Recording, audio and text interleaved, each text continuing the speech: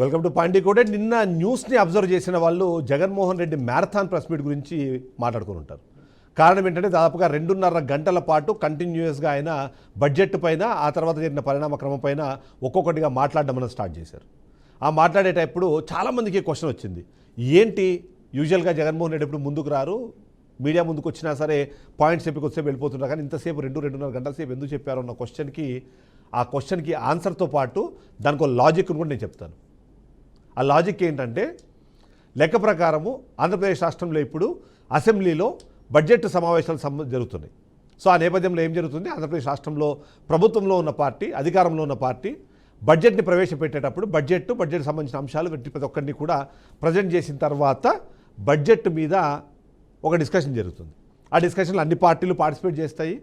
అధికారంలో ఉన్న సభాపక్ష నేత, అలాగే అధికారం కోల్పోయిన ప్రతిపక్ష నేత, వీళ్ళిద్దరూ కూడా అక్కడ మాట్లాడతారు. వాళ్ళతో పాటు వివిధ హోదాల్లో మంత్రులు, ఎమ్మెల్యేలు, మిగిలిన వాళ్ళందరూ కూడా డిస్కస్ చేస్తారు. ఇది అటు అసెంబ్లీలోనూ ఇటు మండలిలో కూడా జరుగుతుంది. అయితే ఇక్కడ సమస్య ఏంటంటే, ఆంధ్రప్రదేశ్ రాష్ట్ర అసెంబ్లీకి విపక్ష నేత ఉన్నారు కానీ ప్రతిపక్ష నేత లేరు. ఎందుకు? 11 సీట్లు వచ్చాయి, 10% కన్నా తక్కువ సీట్లు వచ్చాయి కాబట్టి వాళ్ళకి ఎట్టి పరిస్థితుల్లోనూ ప్రతిపక్ష నేత హోదా ఇచ్చేది లేదని చెప్పి ఓవైపు కూటమి ప్రభుత్వం ఆర్గ్యూ చేసిన తర్వాత, ప్రతిపక్ష నేతగా నాకు అవకాశం ఇస్తే నేను అసెంబ్లీకి వస్తానంటూ జగన్మోహన్ రెడ్డి భీష్మించి కూర్చున్న నేపథ్యంలో జగన్మోహన్ రెడ్డి నిన్న ఏదైతే 2.5 గంటల పాటు నాన్ స్టాప్గా బడ్జెట్ మీద మాట్లాడారో అది వాస్తవానికి అసెంబ్లీలో బడ్జెట్ ప్రసంగంలో వాళ్ళకు రిప్లైగా మాట్లాడాల్సిన మాటలు. సో లాజిక్ అర్థమైంది కదా. జగన్మోహన్ రెడ్డి ఎందుకు ఎలానో అంటున్నారంటే, బడ్జెట్ ప్రసంగం గంటన్నరలో అయిపోతే బడ్జెట్ మీద ఉన్న అంశాలపైన డిస్కస్ చేయడానికి 2.5 గంటల టైం తీసుకున్నారు. అంటే ఏదైతే బడ్జెట్ ప్రసంగానికి ఎంత టైం అయితే అవసరం ఉందో అంతకన్నా ఎక్కువ దాంట్లో ఉన్న లోపాలు, అందులో ఉన్న తప్పులు, దాని మీద జరగాల్సిన చర్చ, ఆ చర్చ జరిగే టైంలో వచ్చే రచ్చ, ఇవన్నీ కలిపి ఇంకెక్కువ ఉంటుంది. సో అందుకని ఆయన నాకు ప్రతిపక్ష నేతగా అవకాశం ఇస్తే నేను వచ్చి మాట్లాడతాను, కేవలం 11 మంది ఎమ్మెల్యేలుగా ఒక సాధారణ ఎమ్మెల్యేగా నేను మాట్లాడాలనుకుంటే నాకు 2-3 నిమిషాలే సరిపోతుంది. కానీ 40% ఓట్ షేర్ వచ్చిన పార్టీగా, ఆంధ్రప్రదేశ్ రాష్ట్రంలోని అసెంబ్లీలో ప్రాతినిధ్యం వహిస్తున్న పార్టీల్లో కూటమిలో లేని పార్టీగా వైసీపీ ఉంది కాబట్టి మాకు ప్రతిపక్ష హోదా ఇవ్వండి, ఇస్తే నేను ఇలా మాట్లాడడానికి అవకాశం ఉంటుందన్న విషయాన్ని చెప్పే ప్రయత్నం జగన్మోహన్ రెడ్డి చెప్పకనే చెప్పారు. అదే లాజిక్, అందుకే అంతసేపు పట్టింది. ఈ నేపథ్యంలో నేను మరికొన్ని పాయింట్స్ చెప్పే ప్రయత్నం చేశారు. ఆంధ్రప్రదేశ్ రాష్ట్రము ఎప్పుడైతే 2024లో ఎన్నికలు జరిగిన తర్వాత 2019 నుంచి 24 మధ్యలో రాక్షస పాలన జరిగింది, ఆర్థిక విధ్వంసం జరిగింది. జగన్మోహన్ రెడ్డిని మరొకసారి సీఎంగా చూడకూడదని ప్రజలు భావించి 11 సీట్లకు పరిమితం చేశారంటూ ప్రతి ఒక్కరు మాట్లాడే ప్రయత్నం చేస్తూ ఉంటారు కూటమి నుంచి. అదే నేపథ్యంలో జగన్మోహన్ రెడ్డి మాత్రం నిన్న ఒక్కొక్క పాయింట్ పైన ఒక్కొక్క లాజిక్తో కొట్టే ప్రయత్నం చేశారు. ఆంధ్రప్రదేశ్ రాష్ట్ర ప్రభుత్వంలో, కూటమి ప్రభుత్వంలో ఎవరైతే ఉన్నారో ప్రతి ఒక్కరూ కూడా బ్రహ్మాండమైన పాలన సాగుతోంది, ఆర్థికంగా బ్రహ్మాండంగా ముందుకు వెళ్ళిపోతున్నాము, గత ప్రభుత్వ హయాంలో జరిగిన తప్పులన్నింటినీ మేము సరిదిద్దుతున్నామని మాట్లాడుతున్నారు. కానీ జగన్మోహన్ రెడ్డి ప్రతి పాయింట్ మీద లాజిక్తో కొట్టే ప్రయత్నం చేశారు. ఆ లాజిక్లో కేవలం మాటల గారడీ కాదు, అంకెలకు సంబంధించి ప్రతి ఒక్క అంకెను కూడా అక్కడ ప్రజెంట్ చేసే ప్రయత్నం చేశారు. ఈ నేపథ్యంలో ఇప్పుడున్న బడ్జెట్లో ఉన్న తప్పులే కాదు, గతంలో తన హయాంలో ఏం జరిగింది, దానికి ఇప్పుడు 2 ఏళ్ల పాలనలో ఇప్పుడున్న కూటమి ప్రభుత్వం ఏం చేస్తుంది, రెండింటినీ కూడా కంపారిజన్ చేసి మరి ఆయన ఆ బ్యాటింగ్ ఆడేశారు. నిజంగా చెప్పాలంటే నేను టెస్ట్ మ్యాచే జరిగింది, కానీ ఆయన కొట్టిన బాల్ మాత్రం అన్ని బౌండరీ దాటైనదైతే అర్థమవుతుంది. ఒక్కొక్క పాయింట్ మనం డిస్కస్ చేసే ప్రయత్నం చేద్దాం. అందులో భాగంగా నేను ఒక ప్రజెంటేషన్ని కూడా ఆయన మీడియాకి డిస్ట్రిబ్యూట్ చేశారు. ఆ డిస్ట్రిబ్యూట్ చేసే నేపథ్యంలో ఏమేమి ఉన్నాయని దానికి సంబంధించి అందులో ముఖ్యంగా వీళ్ళు మొదటి నుంచి చెప్తోంది బడ్జెట్కి సంబంధించి దాంట్లో ఉన్న ఆదాయాలు, అలాగే ఖర్చులు, అంటే వాటిని జమా పద్దులు అంటాము, లెక్క పద్దులు అంటాం కదా మనము, వాటి గురించి మాట్లాడే ప్రయత్నం చేశారు. దానికోసము ఆయన రిలీజ్ చేసిన ఆ పీడిఎఫ్లో నుంచి పేజ్ నెంబర్ 2ను ఒకసారి గమనించాలని ఆయన అందరికీ చెప్పే ప్రయత్నం చేశారు. ఆ పేజ్ నెంబర్ 2లో ఏముంటుంది అని అంటే, ఏదైతే బడ్జెట్ వర్సెస్ యాక్చువల్గా బడ్జెట్లో వాళ్ళు ఏం పెట్టారు, యాక్చువల్గా వాళ్ళు ఎంత ఖర్చు పెట్టారు, అది 2023-24 సంబంధించి కానివ్వండి, 24-25 సంబంధించి ఏదైతే ఉందో దానికి సంబంధించి ఇయర్ వైజు ఏమైంది, ఏం జరిగింది అని సంబంధించి చెప్పే ప్రయత్నం చేశారు. సో వాళ్ళు చెప్పినట్టుగా జగన్మోహన్ రెడ్డి అబ్జర్వ్ చేసింది ఏంటంటే, స్టేట్స్ ఓన్ రెవెన్యూస్ ఏవైతే ఉన్నాయో 2024-25కు సంబంధించి ఇప్పటిదాకా బడ్జెట్ ఎస్టిమేట్స్లో 79.16% మాత్రమే ఉంది, కానీ వీళ్ళు మాత్రం ఏదో సాధించేసామనే చెప్పే ప్రయత్నం చేస్తున్నారు అన్నది. అంతేకాకుండా గ్రోత్ కూడా 2023 నుంచి 24తో పోలిస్తే కేవలం 1.99% మాత్రమే పెరుగుదల ఉంది అని చెప్పేసి క్లియర్గా స్టేట్ గూడ్స్ సర్వీస్ ట్యాక్స్ సంబంధించి కానివ్వండి, స్టాంప్స్ అండ్ రిజిస్ట్రేషన్ కానివ్వండి, ప్రతి ఒక్క రూపాయి ఏ ఏ డిపార్ట్మెంట్ నుంచి ఎలా వచ్చింది, దాన్ని వాళ్ళు ఎలా చెప్పే ప్రయత్నం చేశారు. ఓవరాల్గా చూస్తే ఈరోజు 2024-25కు సంబంధించి బడ్జెట్ ప్రకారము వాళ్ళు చెప్పింది ఏంటి, ఇక్కడ జరిగింది ఏంటి అన్న దాన్ని చాలా క్లియర్గా ఎక్స్ప్లెయిన్ చేసే ప్రయత్నం చేశారు పేజ్ నెంబర్ 2లో. ఇక పేజ్ నెంబర్ 7 కూడా ఆయన ప్రజెంట్ చేశారు. అంటే ఇది ఓన్లీ ఆయన పీడిఎఫ్లో ఉన్న పాయింట్ ప్రకారం నేను చెప్తున్నాను.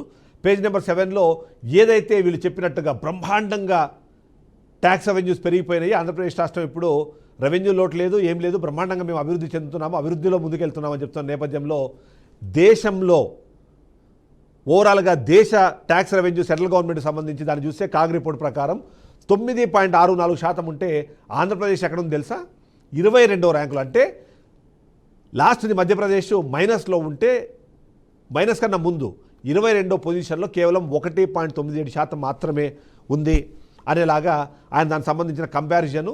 ఈ ట్యాక్స్ రెవెన్యూ సంబంధించిన కాగ్ రిపోర్ట్ 2 years ఉంది కదా, అది ఆయన ఇచ్చింది కాదు, కాగ్ రిపోర్ట్ ఇది. దాన్ని బట్టి ఏం జరిగింది అన్నది చెప్పే ప్రయత్నం చేశారు. ఇక అదే నేపథ్యంలోనే పేజ్ నెంబర్ 8లో మరొక విషయాన్ని కూడా ఆయన చెప్పే ప్రయత్నం చేశారు.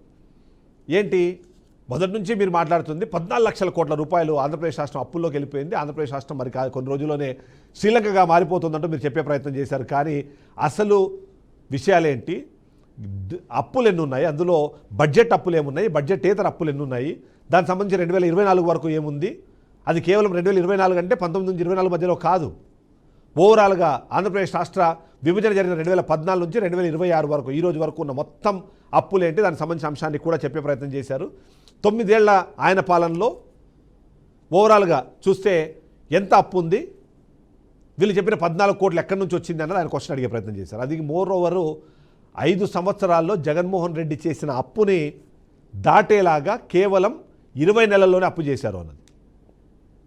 సో కాగ్ రిపోర్ట్లో ఉన్న లెక్కల ప్రకారం చూస్తే గవర్నమెంట్ ఏదైతే అప్పులు ఉన్నాయో గ్యారంటీడ్, అంటే గవర్నమెంట్ అప్పులు డైరెక్ట్గా బడ్జెట్ అప్పులు, గవర్నమెంట్ గ్యారంటీ అప్పులతో కలిపితే 31 మార్చి 2024కి 6,46,531 కోట్లు ఉన్నాయి. అందులో 2,57,509 కోట్లేమో బడ్జెట్ అప్పులు, 55,505 కోట్లేమో బడ్జెట్ ఇతర అప్పులు అని చెప్పే ప్రయత్నం చేశారు. అదే 31 మార్చి 2019 వరకు ఎంత ఉండేది అంటే 3,13,018 కోట్లు ఉండేది. అంటే 1,54,000 కోట్లకు ప్లస్ 4,91,734 కోట్లు. అంటే ఓవరాల్గా చూస్తే కూడా ఈరోజు 7 లక్షల దగ్గర 9 లక్షల దగ్గర అప్పులు ఉంటే మీరు 14 కోట్లని 14 లక్షల కోట్లని చెప్పి మీరు ఎలా చెప్పారు అన్నది ఆయన అడిగే ప్రయత్నం చేశారు. ఇక ఇంకొక స్లైడ్ కూడా ఆయన ప్రజెంట్ చేశారు. ఆ స్లైడ్లో ఇంకా డీటెయిల్డ్గా నెంబర్స్ చెప్పే ప్రయత్నం చేశారు. ఆ నెంబర్స్ ఒకసారి మనం అబ్జర్వ్ చేస్తే కూడా ఆయన మాట్లాడిన మాటలు ఏంటంటే ఎలా బారోయింగ్స్ ఎక్కడి నుంచి ఎలా వచ్చాయి, ఆ బారోయింగ్స్ని వీళ్ళు చెప్పింది ఏంటి, ఈ ప్రస్తుతం ఉన్న పరిస్థితి ఏంటి. ఆంధ్రప్రదేశ్ రాష్ట్రంలో 2014 నుంచి 2025 వరకు చూస్తే ఏ సంవత్సరము ఏ ప్రభుత్వము చేయనంతకన్నా భయంకరంగా అప్పులు చేసేసారో ఆ అప్పులకు సంబంధించిన నెంబర్స్ కూడా ఆయన చెప్పే ప్రయత్నం చేశారు.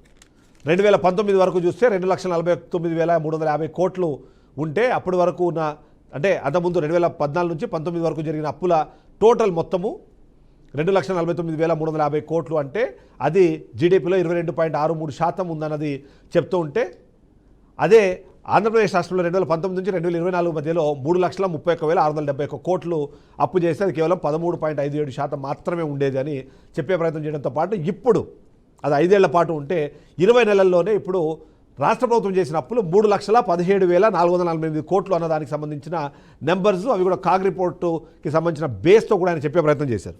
అంటే అప్పులకు సంబంధించి ఇన్ని రోజులు మీరు చేసినవన్నీ కూడా తప్పుడు ప్రచారాలే, ఆ ప్రచారాలకు ఇవిగో ప్రూఫ్స్ అంటూ ఆ లాజిక్తో ఆయన చెప్పే ప్రయత్నం చేశారు. ఇక ప్రతి సందర్భంలోనూ ఆయన చెప్పే మాట ఏంటి, అప్పులే కాదు అభివృద్ధికి వీళ్ళు ఏమీ చేసింది లేదనే విషయం చెప్పే ప్రయత్నం చేస్తుంటారు ప్రతిసారి. దానికి ఉన్న ఒకే ఒక విషయం ఏంటంటే క్యాపిటల్ ఎక్స్పెండిచర్ ఏంటి అని. క్యాపిటల్ ఎక్స్పెండిచర్ ఎంత జరుగుతుంది రాష్ట్రంలో అన్న దానికి సంబంధించి చూస్తే ఓవరాల్గా 2024-25 అంటే గత బడ్జెట్ 2025-26 ఈ బడ్జెట్ ఓవరాల్గా చూసినా సరే 16,141 కోట్లు మాత్రమే వాళ్ళు చేస్తే 21,675 కోట్లు ఇప్పుడు ఉంది. ఓవరాల్గా చూస్తే 2 సంవత్సరాలకు కానీ 48,697 కోట్లు మాత్రమే వాళ్ళు క్యాపిటల్ ఎక్స్పెండిచర్ చేశారు. దాని ప్రకారం చూస్తే అంతకుముందు ఏదైతే 2023-2024లో 23,330 కోట్లు మేము ఖర్చు పెట్టాము అంటే ఒక్క సంవత్సరంలో.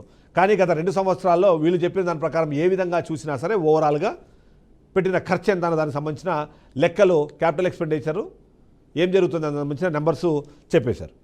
ఇక నెక్స్ట్ స్లైడ్లో కూడా మరొక ఇంట్రెస్టింగ్ పాయింట్. ఆ ఇంట్రెస్టింగ్ పాయింట్ ఏంటంటే సూపర్ 6, సూపర్ 7 సూపర్ హిట్ అయిపోయాయని చెప్తున్నారు. సూపర్ 6, సూపర్ 7 సూపర్ హిట్ అవ్వదు, ప్రజలందరూ చాలా సంతోషంగా ఉందని చెప్తున్నారు. కానీ మీరు చెప్తున్న మాటలకి, మీరు చూపిస్తున్న లెక్కలకి అసలు పొంతన ఎక్కడైనా ఉందని ఒక లాజిక్ని ఆయన తెరపైకి తీసుకొచ్చే ప్రయత్నం చేశారు. ఆ లెక్క ప్రకారం మీరు చెప్పిన సూపర్ 6, సూపర్ 7 పథకాలు, ఆడబిడ్డది 10 ఏంటి, దీపం పథకం పరిస్థితి ఏంది, తల్లికి వందనం పరిస్థితి ఏంది, అన్నదాత సుఖీభావ పరిస్థితి ఏంది, ఫ్రీ బస్ ట్రావెల్కి సంబంధించిన అంశం ఏంది, పెన్షన్లకు సంబంధించిన అంశం ఏంది, అలాగే నిరుద్యోగ భృతి మీరు చెప్పిన 7 దానికి సంబంధించి ఎంత యాక్చువల్స్ అవసరం ఉన్నాయి, మీరు పెట్టింది ఎంత అన్నదానికి సంబంధించిన ప్రతి ఒక్క అంశాన్ని కూడా చెబుతూ ఓవరాల్గా చూస్తే మాత్రం 2024-25కి సంబంధించి చూసినప్పుడు 79,867 కోట్ల రూపాయలు అవసరమైతే మీరు 2025-26లో మీరు ఖర్చు పెట్టింది కేవలం 18,231 కోట్లు మాత్రమే చెప్పి ఆ నెంబర్ కూడా లాజిక్గా చెప్పే ప్రయత్నం చేశారు. కేవలం ఇవి ఎందుకు జరగలేదని దానికి సంబంధించి కూడా డీటెయిల్డ్గా ప్రతి ఒక్క పథకము, ఆ పథకానికి అవసరాలు, దానికి సంబంధించిన అంశాలన్నిటి కూడా చెప్పే ప్రయత్నం చేశారు. అందులో వీళ్ళు ఇంప్లిమెంట్ చేయని 50 నుంచి 60 సంవత్సరాల లోపున్న ఎస్సీ, ఎస్టీ, బీసీ మైనారిటీలకు సంబంధించి, ఎందుకంటే 18 నుంచి 50 సంవత్సరాల లోపున్న వాళ్ళందరికీ కూడా మేము డబ్బులు ఇస్తామని చెప్పిన నేపథ్యంలో అలా చూసినా సరే దాదాపుగా 20 లక్షల మంది ఉంటే అక్కడ వాళ్ళు ఎంత ఖర్చు పెట్టాలి, ఎంత ఖర్చు పెట్టారు అన్న దానికి సంబంధించిన అంశాన్ని కూడా ఇక్కడ చెప్పే ప్రయత్నం చేశారు. ఇది 2011 జనాభా లెక్కల ప్రకారం చూస్తేనే ఈ విధంగా ఉందన్నది ఆయన చెప్పే ప్రయత్నం చేశారు. ఇక నెక్స్ట్ పాయింట్, ఏదైతే మేము బ్రహ్మాండంగా చేసేసామో, బ్రహ్మాండంగా మేము పాలన చేసినాం, అందులో భాగంగా మేము అధికారంలోకి వచ్చిన మొదటి నెల ఇచ్చిన పెన్షన్లు, ఆ పెన్షన్లు మీరు ప్రతి సంవత్సరం 250 రూపాయలు యాడ్ చేస్తామని ఒకేసారి 4,000 రూపాయలు, అంతకుముందు పెండింగ్తో కలిపి 7,000 రూపాయలు ఇచ్చామని చెప్పే ప్రయత్నం చేసే వాళ్లకు చెంప మీద కొట్టి మరీ సమాధానం చెప్పారు జగన్మోహన్ రెడ్డి. ఆయన లాజిక్తో మరొకసారి కొట్టారు. ఆ లాజిక్ ఏంటంటే సోషల్ వెల్ఫేర్ పెన్షన్లకు సంబంధించి ఓవరాల్గా ఆంధ్రప్రదేశ్ రాష్ట్రంలో 2024లో జగన్మోహన్ రెడ్డి అధికారం నుంచి దిగిపోయేటప్పుడు 66,34,372 మంది ఆ రోజు ఆ లబ్ధిదారులు ఉంటే 2026 ఫిబ్రవరికి ఫైనల్గా వీళ్ళు పంపిణీ చేసిన పెన్షన్లు అంటే 60,96,108 మంది మాత్రమే. అంటే దాదాపుగా 5 లక్షలకు పైగా జనాలకు వాళ్ళ పెన్షన్లను తీసేశారు, పెన్షన్లను కట్ చేశారు.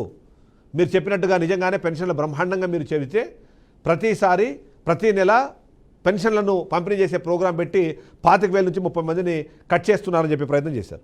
సో ఇది ఇక్కడతో అయిపోలేదు, వీళ్ళు బాగా క్లెయిమ్ చేసుకుంటున్న బ్రహ్మాండంగా ఉన్న దానికి సంబంధించిన నెక్స్ట్ స్లైడ్లో కూడా దీని మీద ఒక లాజిక్ వినిపించారు ఆయన. ఆ లాజిక్ ఏంటంటే మీరు చెప్పినట్టుగా 60,96,108 మందికి మీరు పెన్షన్లు ఫిబ్రవరిలో చేశారు కాబట్టి అది 2,632 కోట్ల రూపాయలు ఫిబ్రవరిలో మీరు ఖర్చు పెట్టారు కాబట్టి ఆ లెక్క ప్రకారము వచ్చే 12 నెలల పాటు మీరు ఒకవేళ డబ్బులు ఇవ్వాలి అనుకుంటే ఎంత ఖర్చు అవుతుంది అంటే 31,584 కోట్లు కావాలి డబ్బులు. అర్థమవుతుంది కదా, 2,632 కోట్లను 12 నెలల పాటు మీరు యాడ్ చేస్తే 31,584 కోట్లు కావాలి. కానీ మీరు ఇప్పుడు బడ్జెట్లో కేటాయించిన మొత్తం ఎంత, 27,719 కోట్లు. ఆ లెక్క ప్రకారం చూస్తే వాటిని మైనస్ చేస్తే ఎంత అవుతుంది అంటే ఈ డబ్బుల్ని పంచాలి అంటే కేవలం పెన్షన్లు ఎవరి దగ్గరికి వెళ్తాయంటే 53,50,115 మందికి మాత్రమే పెన్షన్లు అందబోతున్నాయి వచ్చే సంవత్సర కాలంలో. సో ఆ లెక్క ప్రకారం చూస్తే ఇప్పటికే తగ్గిన 5,80,000 పెన్షన్లకు తోడు మరో 7,45,993 మంది పెన్షన్లు కట్ అయ్యే అవకాశం ఉంది అని ఆయన లాజిక్తో కొట్టారు. ఇక ఆయన ప్రతి ఒక్క అంశానికి సంబంధించి మాట్లాడే ప్రయత్నం చేశారు. ఆ దాంట్లోనే నెక్స్ట్ స్లైడ్ మనకు కనిపిస్తుంది. ఈ లెక్క ప్రకారం చూస్తే మరొకటేంటి, తల్లికి వందనం బ్రహ్మాండంగా మేము చేసేసాం, మీరేమో అమ్మఒడి పేరుతో కుటుంబంలో ఒక్కరికి మాత్రమే డబ్బులు ఇచ్చారు, కానీ మేము అదే అమ్మకు తల్లికి వందనం పేరుతో అమ్మఒడి పేరుతో మీరు ఇచ్చింది ఎంత, తల్లికి వందనం పేరుతో మేము ఇచ్చేది ఎంత అని దానికి సంబంధించి చూసినప్పుడు దానికి సంబంధించిన డేటాను తీసి 2025-26, ఎందుకంటే 2024-25 ఒక్క రూపాయి కూడా ఇవ్వలేదు కాబట్టి 2025-26కి సంబంధించి ఓవరాల్గా అవసరమైంది ఎంతమంది జనాలు ఉన్నారో దానికి సంబంధించి పిల్లలకు సంబంధించిన డేటాను తీసుకుంటే దాని ప్రకారం 9,668 కోట్ల రూపాయలు నిజంగానే తల్లికి వందనం మీరు పూర్తి స్థాయిలో అందరికీ ఇవ్వాలంటే అవసరమైతే మీరు ఖర్చు పెట్టింది 8,456 కోట్లేమో లాస్ట్ ఇయర్, అంతకుముందేమో 8,389 కోట్లు అన్నది. ఇప్పుడు మీరు మళ్ళీ పెట్టింది ఎంత వచ్చింది, సేమ్ దీన్ని ప్రకారం వస్తుంది. ఆ లెక్క ప్రకారం చూస్తే నెక్స్ట్ మొత్తం 87,41,885 మంది స్టూడెంట్స్ ఆంధ్రప్రదేశ్ రాష్ట్రంలో ఉంటే వాళ్ళందరికీ మీరు చెప్పినట్టుగా ఒక్కొక్క పర్సన్కి 15,000 రూపాయలు మీరు ఇస్తే 13,112 కోట్ల రూపాయలు మీకు అవసరం అవుతాయి. కానీ మీరు పెట్టింది ఎంత? 9,668 కోట్లు మాత్రమే. అంటే కనీస పక్షము 25% ఆఫ్ ది పీపుల్కి ఖచ్చితంగా డబ్బులు రావు. లేదా వచ్చిన వాళ్ళకి 15,000 ప్లేస్లో ఆల్రెడీ 13,000 ఇస్తున్నారు, కొంతమంది 8,000 పడ్డాయి, కొంతమందికి 6,000 పడ్డాయి. కాబట్టి అలా పార్షియల్గానే మీరు పేమెంట్ చేస్తారు తప్ప 15,000 రూపాయలు ప్రతి ఒక్కరికి ఇచ్చే అవకాశం లేదు. ఇవ్వాలంటే 13,112 కోట్లు అవసరం అవుతాయని చెప్పారు. ఇంకొక స్లైడ్లో ఇంకొక నెక్స్ట్ స్టెప్కి వెళ్ళిపోయారు. ఆ లెక్క ప్రకారం చూస్తే ఓవరాల్గా ఎంత శాలరీస్, ఎందుకంటే మొదటి నుంచి చెప్తున్నారు అభివృద్ధిలో భాగంగా మేము 20 లక్షల మందికి ఉద్యోగాలు ఇస్తామన్నారు. అభివృద్ధికి సంబంధించి ముందుకు వెళ్లే క్రమంలో గవర్నమెంట్కి సంబంధించిన వాళ్ళు కూడా బాగా ఇబ్బంది పడ్డారని చెప్పి గతంలో మాట్లాడిన నేపథ్యం మనం చూసిన పరిస్థితుల్లో 2024-25 నుంచి 2026-27 బడ్జెట్ ఎస్టిమేట్స్ వరకు రియల్ ఎస్టిమేషను, రివైజ్డ్ ఎస్టిమేషను దాని ప్రకారం మనం చూస్తే కూడా 62,806 కోట్ల రూపాయలు గతంలో అంత అమౌంట్ వాళ్ళు పే చేస్తే ఇప్పుడున్నది 67,071 రూపాయలు. అంటే గత 2 సంవత్సరాల్లో ఒక్కరికి కూడా ఒక్క రూపాయి కూడా జీతాలు పెరగలేదు. ఇలా చూసినప్పుడు మీరు ఎందుకు ప్రజలు సంతోషంగా ఉన్నారన్న క్వశ్చన్ అడిగే ప్రయత్నం చేస్తున్నాడు జగన్మోహన్ రెడ్డి. ఇవన్నీ లాజిక్స్ ఆయన అడుగుతూనే ఉన్నారు. ఈ లాజిక్స్ ఎలా అంటే 2.5 గంటల్లో ఆయనకు అసెంబ్లీలో నిజంగానే అవకాశం దక్కుంటే, అవకాశం ఇచ్చి ఆ అసెంబ్లీలో ఆయనకి ప్రతిపక్ష నేతగా అవకాశం ఇచ్చుంటే ఆయన మాట్లాడే మాటలు, ఆయన చెప్పే నెంబర్లు, వాటన్నిటినీ ఒక లాజిక్తో నిన్న చెప్పే ప్రయత్నం చేశారు. ప్రతి ఒక్క అంశం గురించి మాట్లాడారు. ఆ నేపథ్యంలోనే ఇప్పుడు మరొకసారి జరుగుతున్న డిస్కషన్ అసెంబ్లీలో కానివ్వండి, మండలిలో కానివ్వండి, కల్తీ లడ్డు వ్యవహారం, తిరుపతి దేవస్థానానికి సంబంధించిన లడ్డు వ్యవహారం నడుస్తుంటే ఈరోజు కొత్తగా తెరపైకి తీసుకొచ్చిన అంశం ఏంటి? మండలిలో వైసీపీ నాయకులు బూట్లు వేసుకొని దేవుడి ఫోటోలు పట్టుకొని వచ్చి ఆ అపవిత్రం చేసే ప్రయత్నం చేస్తున్నారు. ఈ ఎగ్జాంపుల్ సరిపోదా మీకు అనే ప్రశ్న వాళ్ళు అడిగే ప్రయత్నం చేస్తున్నారు. బ్రహ్మాండమైన లాజిక్ పట్టారండి పయ్యావుల కేశవ్ గారు అని చెప్పి అందరూ అడుగుతూనే వైసీపీ వెంటనే ఒక వీడియో రిలీజ్ చేసింది.